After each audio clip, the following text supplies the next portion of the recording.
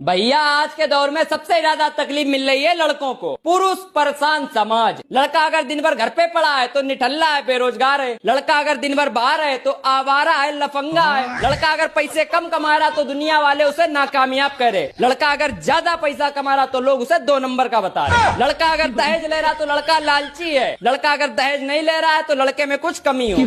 लड़का अगर जल्दी शादी कर रहा है तो गलत संगति में है, गलत काम कर रहा है। लड़का अगर लेट शादी कर रहा है, हो ही नहीं रही होगी, मिल ही नहीं रही होगी बेचारे को। लड़के के अगर होंठ काले तो लड़का सिगरेट पीता है। लड़के के अगर होंठ गुलाबी है तो लड़का छमिया है। लड़का अगर अपनी बीवी को मार रहा है, कूट रहा है तो लड़का जाली में राक्षस है। लड़का अगर अपनी बीवी को बहुत प्यार कर रहा है तो जोरू का गुलाम। मतलब हम लड़के चाहे कुछ करे, घूम फिर के आफत आनी हम लड़कों के ऊपर है। तो क्या करें हम लोग, कहाँ जाएं? जी नहीं दियो का हमें लोगों। और किसी दिन अगर खिसक गई कर्री तरीके से तो समाज निपटा मिले। निपटा हुआ जो बोला है।